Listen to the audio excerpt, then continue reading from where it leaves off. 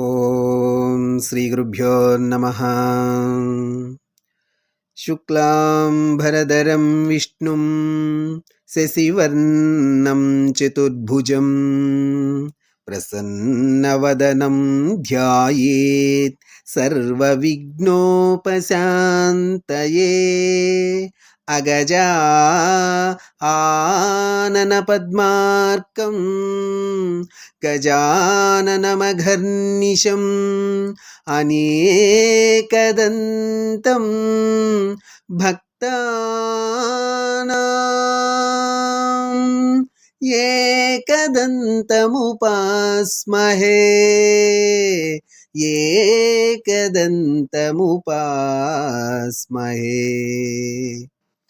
గురుబ్రహ్మా గురుర్విష్ణుః గురుర్దేవో మహేశ్వరః. గురుః సాక్షాత్ పరబ్రహ్మ తస్మై శ్రీ గురవే నమః. శ్రీ పోతనామాచ్యులు వారు రచించినటువంటి భాగవతంలోని ప్రథమ స్కందములో కుంతీదేవి శ్రీకృష్ణ పరమాత్మను చేసినటువంటి స్తుతి. ఉత్తరాదేవి గర్భంలో ఉన్నటువంటి శిశువును అశ్వత్థామ ప్రయోగించినటువంటి బ్రహ్మాస్త్రానికి, ఉత్తరాదేవి గర్భంలో ఉన్నటువంటి శిశువుని అశ్వత్థామ ప్రయోగించినటువంటి బ్రహ్మాస్త్రము చెనకకుండా శ్రీకృష్ణ పరమాత్ముడు తన యొక్క మాయ చేత ఆ యొక్క శిశువుని కాపాడటం, ఆ కృష్ణుడి యొక్క మాయతో ఉత్తరాదేవి గర్భంలో ఉన్నటువంటి శిశువుపై అశ్వత్థామ ప్రయోగించిన బ్రహ్మాస్త్రానికి ఆ శిశువు మరణించకుండా శ్రీకృష్ణ పరమాత్మ తన యొక్క సుదర్శనాన్ని అడ్డువేసి అతని యొక్క మాయతో ఉత్తరాదేవి గర్భాన్ని కప్పివించి తన యొక్క తేజస్సుతో ఆ బ్రహ్మాస్త్రాన్ని అణచివేశాడు. అంతటా శ్రీకృష్ణుడు తన యొక్క కుల దీపమైనటువంటి ఉత్తరాదేవి గర్భంలో ఉన్నటువంటి ఆ యొక్క శిశువుని రక్షించినందుకు కుంతీదేవి ఈ విధంగా శ్రీకృష్ణుణ్ణి స్తుతిస్తున్నది.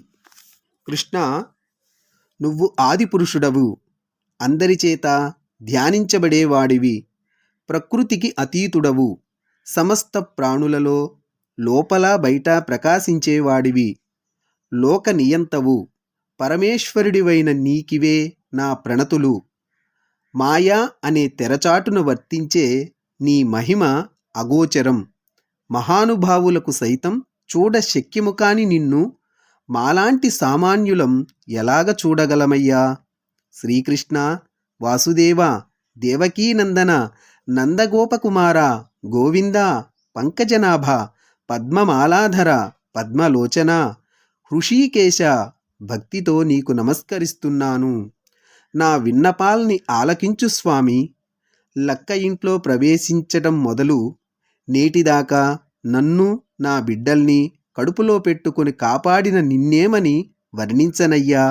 నీరజాక్ష, నువ్వు ఆపన్న ప్రసన్నుడివి.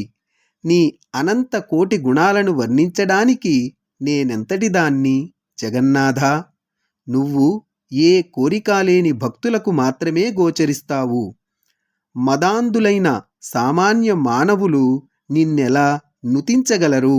నువ్వు భక్తుల పాలిటి కొంగు బంగారానివి, ధర్మార్థ కామ విషయాలను నివృత్తి చేసేవాడివి, రాగరహితుడివి, మోక్షప్రదాతవు, కాలస్వరూపుడివి, నియామకుడివి, ఆద్యంతరహితుడివి, సర్వేశ్వరుడవు, సర్వసముడివి, నిగ్రహ అనుగ్రహ సమర్థుడివి. అటువంటి నిన్ను సంభాషిస్తూ నమస్కరిస్తున్నాను. సామాన్య మానవుడిలా కనిపించే నిన్ను, నీ లీలల్ని గుర్తించడం ఎవరితరం. నీకు అయినవాళ్లు కానీ కానివాళ్లు గాని అంటూ ఎవరూ ఉండరు. నీ అవతారాలు లోక శ్రేయస్సు కోసమే కాని నిజానికి నీకు జన్మాదులు లేనేలేవు తండ్రి. ఓ కృపాపరా, చిన్నప్పుడు వ్రేపల్లెలో నువ్వు కోపంతో పెరుగు కుండలు బద్దలు కొట్టినప్పుడు మీ అమ్మ యశోదమ్మ నిన్ను తాళ్లతో కట్టివేసింది. అప్పుడు నువ్వు వెక్కి వెక్కి ఏడుస్తూ పసి పాపడిలా నటించావు. అది నీ బాలలీల. నాకది ఎంతో చోద్యంగా అనిపించింది తండ్రి. నువ్వు యదువంశంలో మలయ పర్వతము మీద చందన వృక్షములా పుట్టావని కొందరంటారు. పూర్వజన్మలో తపమాచరించిన దేవకీ వసుదేవులకు రాక్షస సంహారము కొరకు నువ్వు కొడుకయ్యావంటారు మరికొందరు. ఇంకొందరి అభిప్రాయమేమిటో తెలుసా? అజ్ఞానంలో కొట్టుమిట్టాడే ఆపన్నులకు భక్తి మార్గాన్ని బోధించడానికే నువ్వు అవతరించావని. ఓ విశ్వేశ్వర, విశ్వాంభరుడా, నిన్నే చింతిస్తూ నిన్నే కీర్తిస్తూ గానము చేస్తూ వింటూ తరించేవాళ్లే నీ పాదపద్మాలను చూడగలరు తండ్రి. ఓ దేవదేవా, మేము నీవాళ్లం, నీ పాదాశ్రయులం. మమ్మల్ని విడిచి నువ్వు వెళ్ళడం తగినదేనా? నువ్వు లేకపోతే పాండవులు అనామకులు కారా? నువ్వు లేని ప్రదేశానికి వెలుగు ఎక్కడిది? నీ చల్లని చూపులు ప్రసరింపజేసి చూడవయ్యా, ఈ ప్రకృతి ఎలా కళకళలాడిపోతుందో.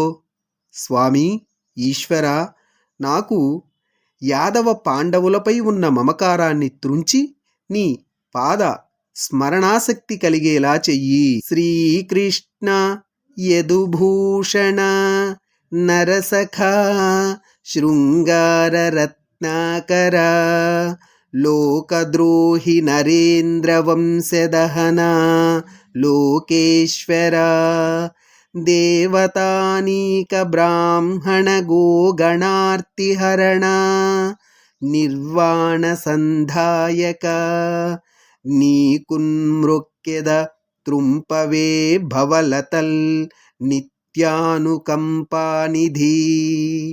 శ్రీకృష్ణ, యదుభూషణ, నరసకుడా, శృంగార సముద్రుడా, లోకద్రోహులైన రాజుల్ని వారి వంశాల్ని దహించినవాడా, లోకేశ్వర, దేవ బ్రాహ్మణ గో సమూహాల ఆర్తిని పోగొట్టేవాడా, మోక్ష సంధాయక, నిత్యము అనుగ్రహానికి పెన్నిది అయిన వాడా, నీకు మొక్కుతాను. నా భవం అనేటటువంటి లతల్ని తుంచివెయ్యవయ్యా అంటూ భక్తి తాత్పర్యాలతో కుంతి శ్రీకృష్ణ పరమాత్మను స్తుతించినది. అనగా కుంతీదేవి మనకు ఇందులో ఒక సారాంశాన్ని తెలియపరిచినది. ఎందుకంటే ప్రతి ఒక్కరికి కూడా వారి యొక్క కుటుంబంపై, బంధుమిత్రులపై, స్నేహితులపై ఎంతో మమకారము, ప్రేమ, ఆప్యాయతలు ఉంటాయి. కానీ భగవంతుణ్ణి చేరుకోవటానికి ఇవన్నీ అడ్డంకులు అని కుంతీదేవి మనకు ఈ విధముగా చెప్తుంది. యా శ్రీకృష్ణ, నాకు యాదవులపై, పాండవులపై ఉన్నటువంటి మమకారాన్ని త్రుంచు. లేకపోతే నీ యొక్క పాదాలను ఆశ్రయించగలిగేటటువంటి ఆసక్తి నాకు కలుగుతుంది. కనుక వారి అందరిపైన ఉన్నటువంటి మమకారాలన్నింటినీ త్రుంచివేసి నీపై నాకు భక్తి కలిగేలా చెయ్యి అనేటటువంటి ప్రార్థన చేసింది. అంటే ప్రతి ఒక్క మనిషికి కూడా కావలసినటువంటి విధానం ఇది అని ఆ కుంతీదేవి ఈ విధముగా సెలవిస్తుంది. ఇక కుంతి మాటల్ని విన్న గోవిందుడు తన మధుర మందహాసంతో ఆమెను మోహపరిచి రథంపై హస్తినాపురానికి వెళ్ళాడు. కానీ కొంతకాలము తర్వాత మళ్ళీ ద్వారకకు ప్రయాణమయ్యాడు. ఈసారి ధర్మరాజు వేడుకోవటంతో హస్తినలోనే ఉండిపోయాడు. బంధుమిత్రుల్ని వధించానన్న దుఃఖము ధర్మజుణ్ణి కలచివేస్తోంది. అతన్ని శ్రీకృష్ణ, వ్యాస, ధౌమ్యులు ఓదారుస్తూనే ఉన్నారు. అయినా మనస్సు కుదుటపడలేదు. శరీర పోషణం కోసం అమాయక మృగాలను వేటాడే వేటగాడికి నాకు తేడా ఏమిటి? రాజ్యం కోసం యుద్ధంలో అందర్నీ చంపించాను. ఇంతటి పాపానికి ఒడిగట్టిన నాకు 100,000 సంవత్సరాల ఘోర నరకం తప్పదుగాక తప్పదు. రాజు శత్రువుల్ని ధర్మంగా సంహరిస్తే దోషము లేదంటున్నాయి శాస్త్రాలు. కానీ ఆలోచిస్తే ఆ మాట సమంజసంగా లేదు. అనేక అక్షౌహిణుల్ని సంహరించాను. బంధువుల్ని సైతం హతమార్చి మహాపరాధమే చేశాను. నా పాపానికి నిష్కృతి లేదు. అశ్వమేధాది యాగాలు చేస్తే బ్రహ్మ హత్యాది పాతకాలు పోతాయంటోంది వేదం. బురద వల్ల బురద నేలకు, మద్యము వల్ల మద్య బాండానికి శుద్ధి కలగదు కదా. అలాగే బుద్ధిపూర్వకంగా జీవహింసతో చేసే యాగము వల్ల పాపము ఇంకా పెరుగుతుందే కాని తగ్గుతుందా? ధర్మరాజు మదిలో ఈ విధంగా అనేక సందేహాలు. ఇలా పలు పలు విధాలుగా చింతిస్తూ నిరాహారుడై భీష్ముడు పడి ఉన్న చోటకు వెళ్ళాడు. ఇక ధర్మరాజుతో పాటు కృష్ణార్జునులు, భీమ, నకుల సహదేవులు రథాలపై వెళ్ళి అందరూ అంపశయ్యపై ఉన్న భీష్ముడికి నమస్కరించారు. అదే సమయానికి బృహదశ్వుడు, భరద్వాజుడు, పరశురాముడు, పర్వతుడు, నారదుడు, వేదవ్యాసుడు, కశ్యపుడు, అంగీరసుడు, కౌశికుడు, ధౌమ్యుడు, సుదర్శనుడు, శుకుడు, వశిష్ఠుడు మొదలైన రాజర్షి, దేవర్షి, బ్రహ్మర్షులు శిష్య సమేతలై అక్కడికి విచ్చేశారు. ఇక దేశకాల విభాగాలు తెలిసిన భీష్ముడు అందరినీ విడివిడిగా తగిన రీతిలో అర్చించాడు. సామాన్య మానవుడిలా వచ్చిన శ్రీకృష్ణుణ్ణి పవిత్రంగా భావించి అర్చించాడు. పాండు పుత్రుల్ని ఆప్యాయంగా దగ్గరకు తీసుకొని కన్నీటి పర్యంతమై ఇలా అంటున్నాడు: నాయనలారా, భగవంతుడైన కృష్ణుణ్ణి, ధర్మాన్ని, బ్రాహ్మణుల్ని దిక్కుగా భావించి జీవించే మీరు ఎన్నో అగచాట్లు పడటం కంటే విచిత్రమేముంటుంది? పాపం, మీ తల్లి కుంతీదేవికి రవ్వంతైనా సంతోషము లేదు. పాండురాజు కాలం చేసినప్పటి నుండి మిమ్మల్ని కళ్ళల్లో పెట్టుకొని పెంచి ఇంతవాళ్లను చేసింది. ఏ సుఖానికి నోచుకోలేదు. అంతా కాలము యొక్క మహిమ. కాలమే అన్నింటికీ మూలం. అది చాలా విచిత్రమైనది. ఎంత వారైనా కాల ప్రభావాన్ని గమనించలేరు. రాజట ధర్మజుండు సురరాజసుతుండట ధన్వి శాత్రవోద్వేజకమైన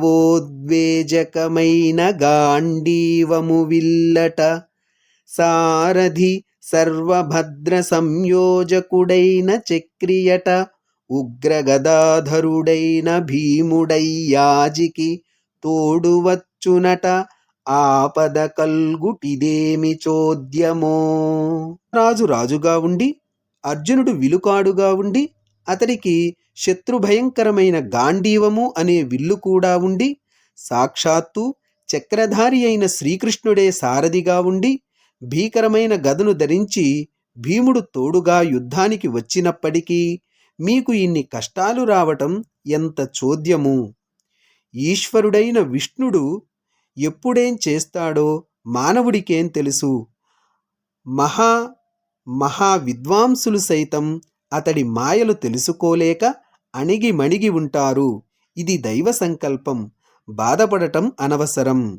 అనగా పద్యాన్ని మనం గమనించినట్లయితే ఇందులో భీష్ముడు పంచపాండవుల గురించి చెప్తూ లో ఉన్నటువంటి వారికి ఒక విన్నపాన్ని ఇక్కడ తెలియజేస్తున్నాడు. అంటే ధర్మంగా ఉండేటటువంటి పాండవుల వద్ద సాక్షాత్తు శ్రీమన్నారాయణుడి యొక్క స్వరూపమైనటువంటి శ్రీకృష్ణుడు ఉన్నప్పటికీ కూడా వాళ్ళకి కష్టాలు తప్పలేదు. అంటే కాలం అనేటటువంటిది ఎంత విచిత్రమైనదంటే దాని యొక్క కాల ప్రభావాన్ని ఎవరూ గమనించలేరు. అయితే ఈ యొక్క కష్టాలు అనేటటువంటివి మనం చేసుకున్నటువంటి కర్మ ఫలానుసారం వస్తూ ఉంటాయి. అయితే అలా ఆ యొక్క కర్మ అంటే మనం చేసే పని ధర్మబద్ధమైనదైతే సుఖాలు, అలాగే చెడ్డ పనులైతే కష్టాలు కలుగుతూ ఉంటాయి. కానీ అలాంటి కష్టాల్లో ఉన్నప్పుడు మనం ధర్మబద్ధంగానే ఉంటూ ఉంటే మనం చేసినటువంటి పాప కర్మల యొక్క ఫలితం నశించిపోతుంది. ఆ తదుపరి వారికి మంచి కాలం వస్తుంది. అలాగే కష్టాల్లో ఉన్నప్పుడు మనం భగవంతుణ్ణి నిందిస్తూ భగవంతుని యొక్క ధ్యాసను ఆయన యొక్క పాదపద్మాలను విడిచి అధర్మపరంగా గినక ఉన్నట్లయితే మనం ఇంకా అధోగతి పాలు అవుతాం. కానీ పాండవులులాగా ధర్మబద్ధంగా జీవిస్తూ ఉంటే ముందు రోజుల్లో మంచి కాలం వస్తుంది అని ఇక్కడ భీష్మాచార్యుల వారు సూచిస్తూ ఉన్నారు. అలాగే లోక రక్షణ కోసం పుండరీకాక్షుడై అవతరించాడు సాక్షాత్తు ఆ శ్రీమన్నారాయణుడే. తన తేజస్సును బయటపెట్టకుండా యదుకులంలో రహస్యంగా ఉంటూ తన మాయా మోహంతో లోకాన్ని ముంచెత్తుతున్నాడు. నారద కపిలాది మహర్షులకే ఆ తత్వము తెలుసు. మీరు కృష్ణుణ్ణి దేవకీపుత్రుడని, మీ మేనమామ కొడుకని మాత్రమే భావించారు. ఎన్నో రకాలుగా ఉపయోగించుకున్నారు. అయినా అతడికి ఏ లోటు రాలేదు.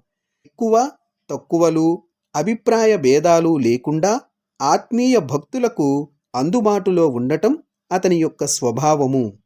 అంతటి దేవదేవుడు ఇలా నా అంత్యకాలములో నా దగ్గరకు తానే స్వయంగా విచ్చేయడం నాకెంతో ఆనందాన్ని కలిగిస్తోంది. ఈ సమయంలో ఎంతటి యోగి అయినా హరినామ స్మరణం చేస్తూ మోక్షాన్ని పొందాలనే కోరుకుంటాడు. ఈ మహానుభావుడి కోసం నేను పూర్వజన్మలో ఎంత తపస్సు చేశానో ఏమో. భీష్ముడు చెబుతున్నాడు. అంతటా అక్కడ ఉన్నటువంటి ధర్మాదులు అందరూ వింటూ ఉన్నారు. అప్పుడు ధర్మరాజు భీష్ముడిని అడిగి మరీ మానవజాతికి అవసరమైన సామాన్య ధర్మాలు, రాజధర్మాలు, స్త్రీ ధర్మాలు, భాగవత ధర్మాలు, ఇంకా ఎన్నో విషయాలను చెప్పించుకొని ఆసక్తిగా విన్నాడు. ఇక ఇంతలో ఉత్తరాయణ పుణ్యకాలం సమీపించినది. స్వచ్ఛంద మరణం పొందాలనుకునే మునీంద్రులు సైతం ఈ పుణ్యకాలంలోనే తనువు చాలించాలి అని అనుకుంటారు. అందుకే తనకు ఇదే తగిన సమయమని భావించాడు భీష్ముడు. ఏకాగ్రతతో దృష్టిని గోపాలస్వామి ముఖార విందము మీదనే కేంద్రీకరించి పరమానంద భరితుడై భవబంధ ముక్తి కోసం ఈ విధంగా శ్రీకృష్ణ పరమాత్మను స్తుతిస్తున్నాడు. త్రిజగన్మోహన నీలకాంతితను ఉద్దీపింప ప్రాభాతనీ రజబంధు ప్రభమైన చేలముపైన్ రంజిల్ల నీలాలక వ్రజ సంయుక్త ముఖారవింద మతి సేవ్యంబై విజృంభింప మా విజయుం చేరెడు వన్యకాడు మదినావేశించు నెల్లప్పుడున్. లోకాలను మోహింపజేసి నీలకాంతితో కృష్ణుడి శరీరం ప్రకాశిస్తూ ఉంది. ఉదయ సూర్యుడి కాంతితో సమాన కాంతి కల ఉత్తరీయము భుజంపై రంజిల్లుతూ ఉంది. నల్లటి ముంగురులు పడి అందంగా ఒప్పే ఆ స్వామి ముఖారవిందం చూసిన కొద్దీ చూడాలనిపిస్తుంది. అలా ఒప్పారుతూ మా యొక్క విజయుణ్ణి చేరడానికి విచ్చేస్తున్న వన్యకాడు ఎల్లప్పుడూ నా మనస్సును ఆవేశించుగాక. హయరింఖాముఖ ధూళిధూసర పరిన్యస్తాలకోపేతమై రయజాత శ్రమతోయ బిందుయుతమై రాజిల్లు నెమ్మోముతో జయయుం పార్థున కిచ్చువేట్కనని నా శస్త్రాహతించాల నొచ్చియు పోరించు మహానుభావు మదిలో చింతింతు నశ్రాంతమున్. గుర్రాల గిట్టలు రేగగొట్టిన ధూళితో, రంగుమారిన ముంగురులతో, వేగం వల్ల పుట్టిన చెమట బిందువులతో ప్రకాశించే నెమ్ముతో గుర్రాల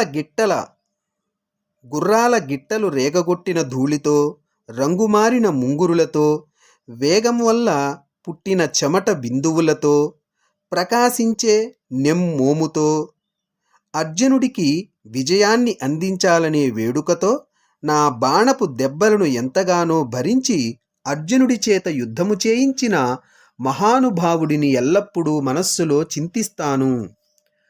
అర్జునుడి మాటలు వింటూ నవ్వుకుంటూ రథాన్ని రెండు సేనలకు మధ్యలో నిలిపి శత్రురాజుల్ని చూపిస్తూ వాళ్ళ ఆయువుల్ని తన చూపులు అనే కేళీ విలాసాలతో వంచించే ఈ పరమేశ్వరుడు నా హృదయ పద్మంలో ఆసీనుడై ప్రకాశిస్తుంటాడు.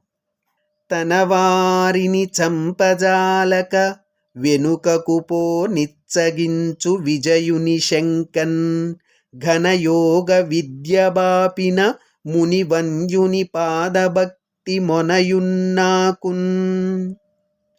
తన వాళ్లను చంపలేక వెనక్కి వెళ్ళిపోవాలనుకుంటున్న అర్జునుడికి ఘనమైన యోగ విద్యను ఉపదేశించి ఆ విజయుడి శంకను నిర్మూలించిన మునివంద్యుడి గోవిందుడు. ఆ గోవిందుడి పాదభక్తి నాకు లభించుగాక. పించి ఎగసిన కుంతలంబుల కాంతి గగన భాగం బెల్ల కప్పికొనగా నురికిన నోర్వక యుదరంబులోనున్న జగముల వ్రేగున జగతి కదల చక్రంబు చేపట్టి చనుదెంచురయమున పైనున్న పచ్చని పటముజార నమ్మితి నాలావు నగుబాటు సేయక మన్నింపుమని క్రీడి మరల దిగువా గరికి లంఘించు సింహంబు కరణి మెరసి నేడు భీష్ముని చంపుదు నిన్నుగాతు విడువుము అర్జునయనుచు మద్విశిఖవృష్టి దెరలిదను చనుదెంచు దేవుండు దిక్కు నాకు. కురుక్షేత్ర యుద్ధమునందు నేను బాణవర్షాన్ని కురిపిస్తున్నాను. అది చూసిన ఈ శ్రీకృష్ణ పరమాత్మకు పట్టరానంత కోపము వచ్చినది. అంతే ఒక్కసారిగా రథంపై నుండి నన్ను చంపుతానని దూకాడు. అలా కుప్పించి ఎగసినప్పుడు ఆ స్వామి ముంగురుల కాంతి ఆకాశమంతా వ్యాపించినది. ఉరికినప్పుడు ఉదరంలో ఉన్న లోకాలు కంపించాయి. చక్రాన్ని చేపట్టి వేగంగా వస్తున్నందువల్ల పైన ధరించిన పచ్చని పట్టు వస్త్రము జారిపోతోంది. నిన్నే నమ్ముకున్నానయ్యా బావా శ్రీకృష్ణ, నలుగురిలో నా సామర్థ్యాన్ని నవ్వుల పాలు చెయ్యకు అంటూ అర్జునుడు వెనక్కి లాగుతున్నాడు. అయినా లెక్క చేయకుండా ఏనుగు మీదికి లంఘించే సింహంలాగా నా వైపు దూసుకొని వస్తూ, అర్జునా నన్ను వదులు, ఈరోజు ఈ భీష్ముణ్ణి చంపుతాను, నిన్ను రక్షిస్తాను అంటూ నేను కురిపిస్తున్న బాణవర్షాన్ని చీల్చుకుంటూ అప్పుడు వచ్చాడే ఆ దేవదేవుడే నాకు దిక్కు.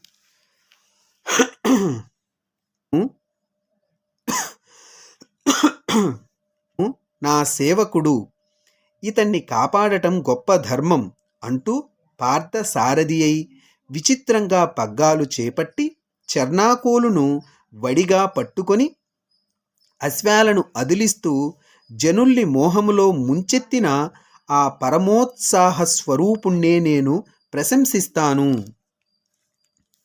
మాటలతో, చిరునవ్వులతో, నడతలతో, అలకలతో, చూపులతో గోపికల మనస్సులలోని ధైర్యపు బిగువుల్ని వదిలించే ఘనుణ్ణే నా మనస్సులో కొలుస్తాను.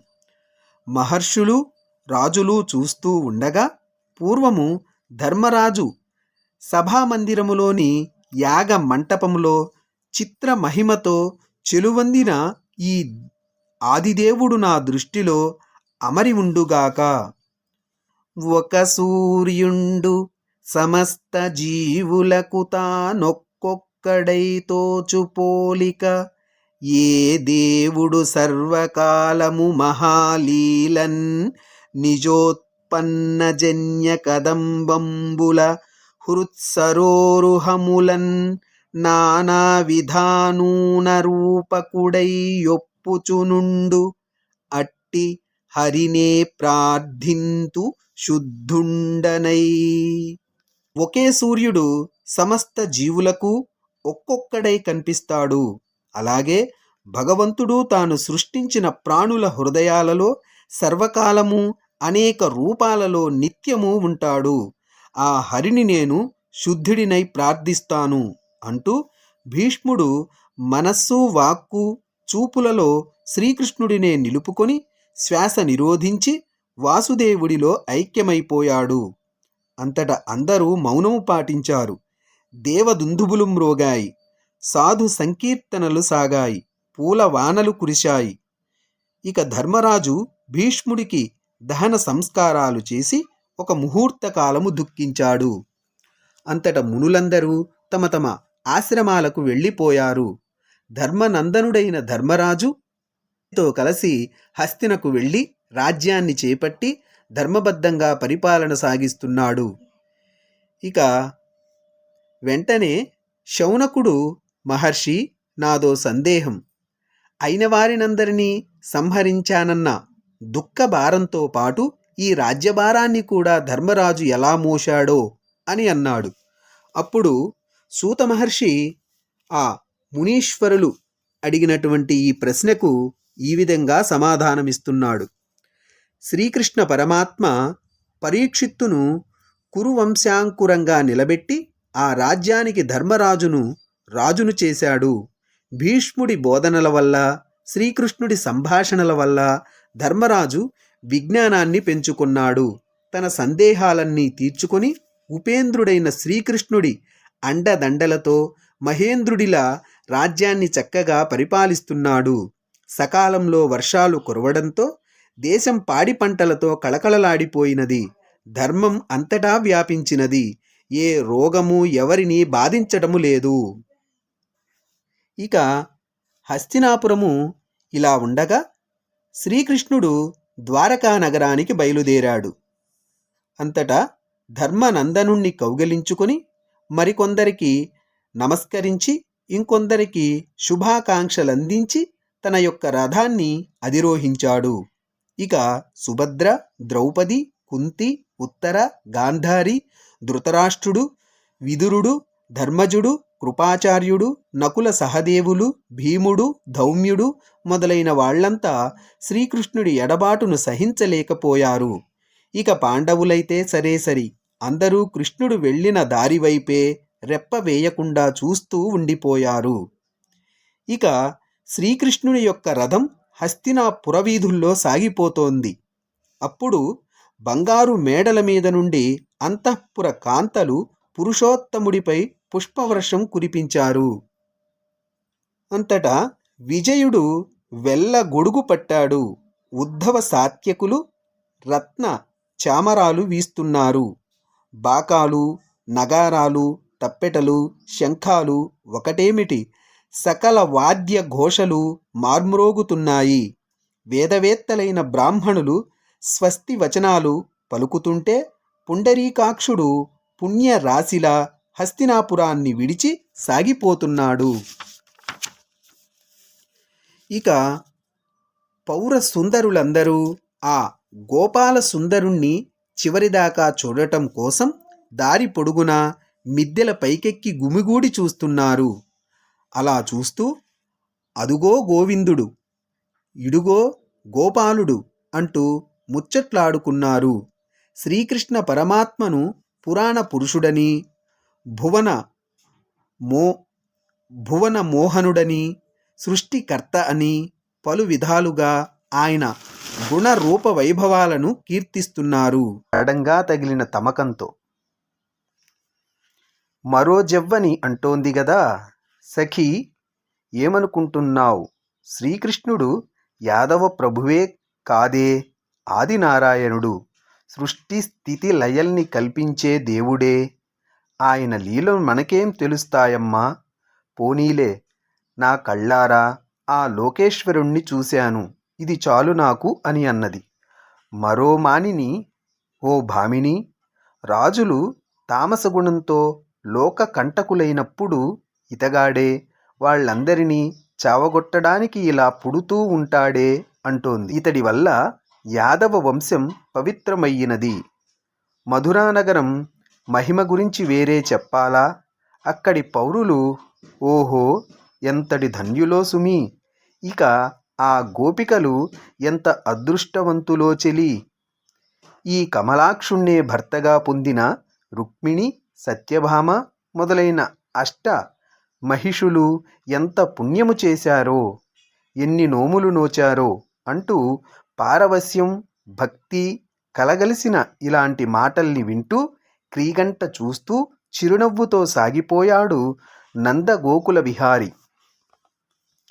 అలా వెళ్ళి ద్వారకానగరంలోనికి ప్రవేశిస్తూ ఎత్తైన మేడలు, బంగారు తామర పూలతో కాంతులీనే అగట్ట, చుక్కలు తాకే తోరణాలు, పళ్ళు, పూలు, చివుళ్ళు, లేత మొగ్గలతో నిండిన లతాని కుంజాలు, రత్నాల ప్రాకారం, వీటన్నింటితో ఒప్పుతోంది ద్వారక. మురారి పాంచజన్యాన్ని పూరించాడు. అది సూచన. శంఖధ్వని వినగానే జనులంతా బిలబిలా వచ్చేశారు. లెక్కలేనన్ని కానుకలు తీసుకువచ్చారు. సకల వాద్యాలు మోగించారు. అందరిలో ఒకటే ఉత్కంఠ. దయాసాగరుడైన శ్రీకృష్ణుడు కానుకల్ని స్వీకరించాడు. ప్రజలందరూ తన్మయులై శ్రీకృష్ణుణ్ణే చూస్తూ పాదాలకు మొక్కుతూ, స్వామి, నువ్వు కాలాధీశుడివి, నిన్ను వర్ణించడానికి మేము సరిపోతామా? నీ దయవల్ల మేము ఎంతో సుఖంగా ఉన్నామయ్యా. నీ ప్రతాపము గురించి విన్నామయ్యా. ధనవంతులమై హాయిగా జీవిస్తున్నామయ్యా. ఇప్పుడు నీ పాద పద్మాలను చూస్తున్నామయ్యా. ఆరాటం అంటే ఏమిటో మాకు తెలియదు. మా ఇళ్లల్లో ఏ పోరూ లేదు. నగరంలో దొంగతనమన్న మాటే లేదు. కానీ ఓ పద్మాక్ష, నీకు దూరంగా మాత్రం ఉండలేమయ్యా. తండ్రులందరికీ తండ్రి అయిన బ్రహ్మదేవుడికి నువ్వు తండ్రివి. మాకు మాత్రం తల్లి, తండ్రి, గురువు, దైవం, పతి, సఖి అన్నీ నువ్వే. ఏ తండ్రి నీలా పుత్రుల్ని ధన్యుల్ని చేయలేడు. దేవతలు కూడా మా అంతగా నీ ముఖారవిందాన్ని చూసే అదృష్టానికి నోచుకోలేదు. నువ్వు హస్తినాపురానికి వెళ్ళిన తరువాత మాకు క్షణము ఒక యుగములా ఉంది. కాబట్టి ఇకనైనా మమ్మల్ని విడిచి వెళ్ళవద్దు స్వామి. నువ్వు లేకపోతే మేమంతా అంధకారంలో పడిపోతాం అంటూ సాగిలపడి మొక్కుతున్నారు. శ్రీకృష్ణుడు కృపా కటాక్ష వీక్షణాలను వాళ్లపై ప్రసరింపజేస్తూ ఎదురు వచ్చిన తనకు స్వాగతం పలుకుతున్న యాదవ ప్రముఖుల్ని ఆదరిస్తూ స్తోత్రాలు, మంగళవాద్యాలు, వేద ఆశీర్వాదాలు, స్త్రీల గానాలు వింటూ నగర శోభను తిలకిస్తూ రాజమార్గంలో సాగిపోతున్నాడు. నగర కాంతలు కుతూహలంగా మిద్దెలపై చేరి, ఎంత సుకుమారుడే ఈ నందకుమారుడు అంటూ పొగుడుతున్నారు. కలిమిని కలిగించే లక్ష్మి అతడి వక్షస్థలంపై అందంగా ఉంటుంది. అతడి ముఖం జనుల నేత్రాలు అనే చకోర పక్షులకు అమృత భాండం. బాహువులు దిక్పాలురకు పట్టుకొమ్మలు, పాదపద్మాలు ఆశ్రితులకు చెరుకుగడలు. అటువంటి భువన మోహనుడు, పురాణ పురుషుడు అయిన శ్రీకృష్ణుడు కాంతలు పుష్పవర్షం కురిపిస్తూ ఉంటే రాచవీధిలో సాగిపోతూ తన తల్లిదండ్రుల నివాసములోనికి ప్రవేశించి దేవకి మొదలైన 7 తల్లులకు మ్రొక్కాడు. ఆ తల్లులు బిడ్డడిని ఒళ్ళో కూర్చోబెట్టుకొని ఆనంద బాష్పాలు రాల్చారు. సర్వం శ్రీ ఉమామహేశ్వర పరబ్రహ్మార్పణమస్తు. స్వస్తి.